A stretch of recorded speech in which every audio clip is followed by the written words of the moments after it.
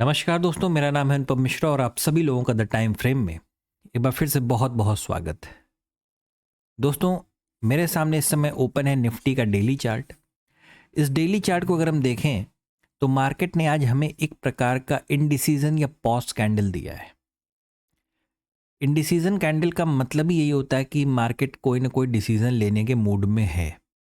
ठीक है, तो अब यहाँ पे अगर हम देखें तो मार्केट ने क्या किया है कि ये जो कैंडल हमें दिया है, इस कैंडल से उसने हमें तकरीबन दो चीज़ें बताई। पहला कि हमारे पास ये एक रेजिस्टेंस है और ये वाला हिस्सा अब हमारे लिए एक सपोर्ट का काम करेगा। लेकिन दोस्तों, आगे बढ़ने से पहले एक चीज़ पे अगर हम ध्यान दें तो ये जो हमें रेंज मिली है ना, ये जो हमें रेंज मिली है, अभी भी हम किसी भी तरीके से बियरिश मोड में नहीं आए हैं।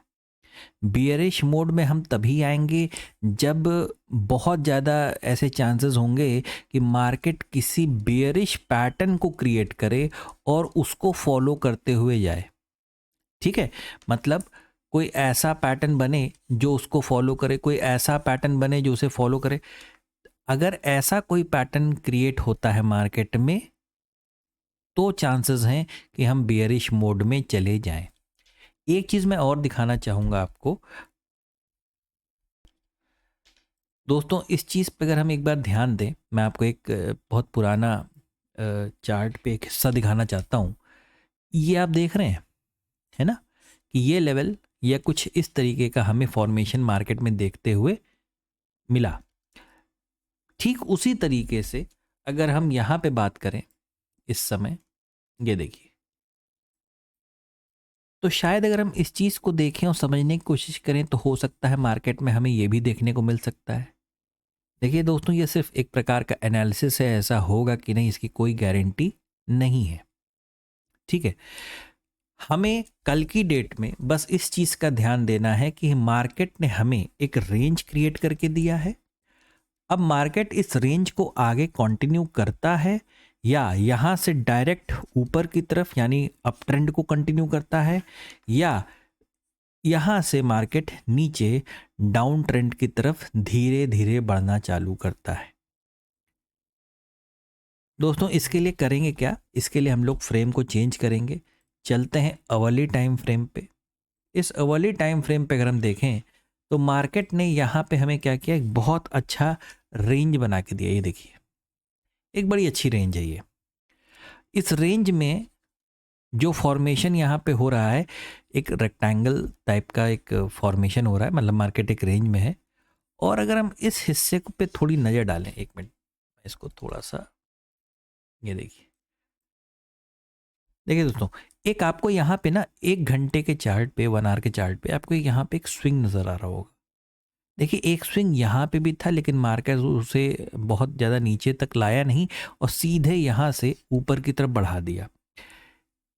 कल के वीडियो में हम लोगों ने कुछ लेवल्स देखे थे कि 21,500, ये एक बहुत अहम लेवल है, एक राउंड फिगर है, एक रेजिस्टेंस लेवल है। यहाँ से ऊपर की तरफ अगर मार्केट जाता है तो फिर से उसमें तेजी देखने को मिल सकती है।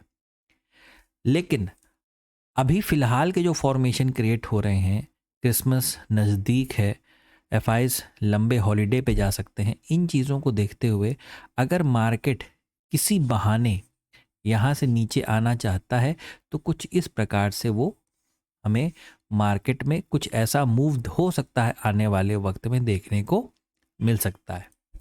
फिलहाल अभी अवर्ली चार्ट को देखें तो हम अभी बेयरिश हुए नहीं हैं।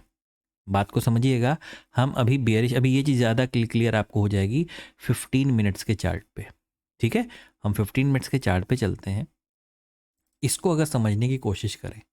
ये देखिए, तो यहाँ पे आपको क्या है ना कि यहाँ पे आपको एक कुछ इस प्रकार का कोई चीज़ यहाँ पे आपको देखने को मिल रहा है। ठीक है, अब मार्केट अगर इसे कंटिन्यू करता है दोबारा नीचे तो तुरंत तुरंत क्या टकराएगा, इससे एक छोटा सा सपोर्ट और टकराएगा। अगर ये सपोर्ट रिटेस्ट करता है और दोबारा कंटिन्यू करता है तो अगला सपोर्ट लेवल हमारा तकरीबन यहाँ कहीं पे, मतलब हमें कोई ठीक ठाक फॉल देखने को मिल सकता है। दूसरा सिनेरियो इसमें क्या हो सकता है कि ये जो आप चैनल देख रहे हैं, ये जो आप चैनल देख रहे हैं, ये किसी भी वक्त एक पोल फ्लैग का रूप रख सकता है। तो हमें ये भी हिस्सा देखने को मिल सकता है मार्केट में। बहुत ज़्यादा जो जिसे कहते हैं ना कि निर्भर होगा कि आज रात में अमेरिकन मार्केट किस चीज़ पे काम करती हैं, कैसा काम करती हैं, क्योंकि बैंक ऑफ जापान से भी कुछ न्यूज़ आनी है।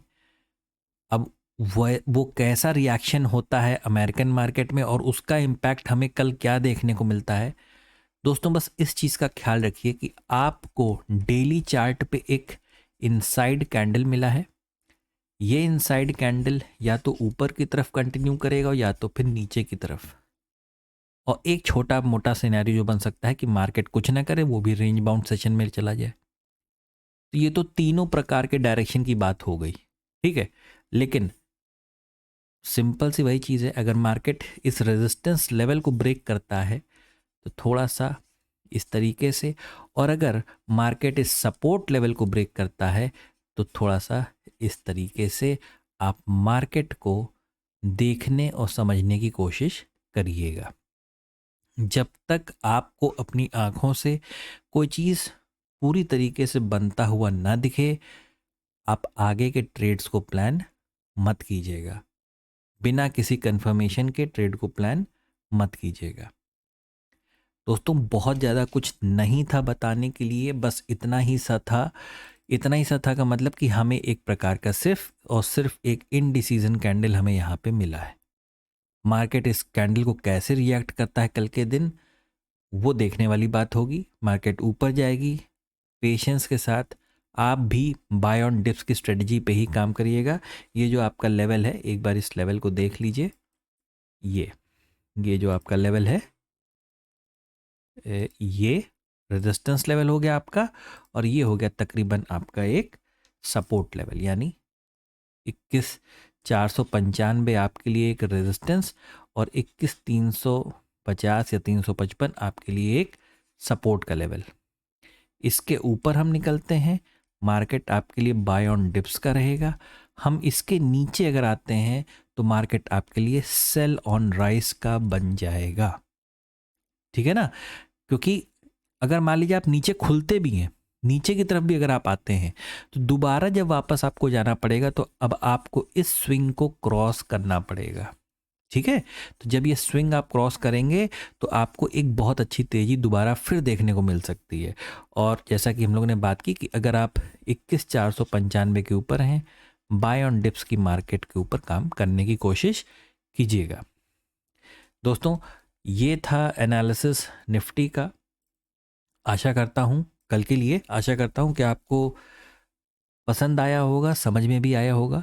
दोस्तों अगर आपको मेरा एनालिसिस अच्छा लगे तो please like, subscribe and share my channel. धन्यवाद, नमस्कार।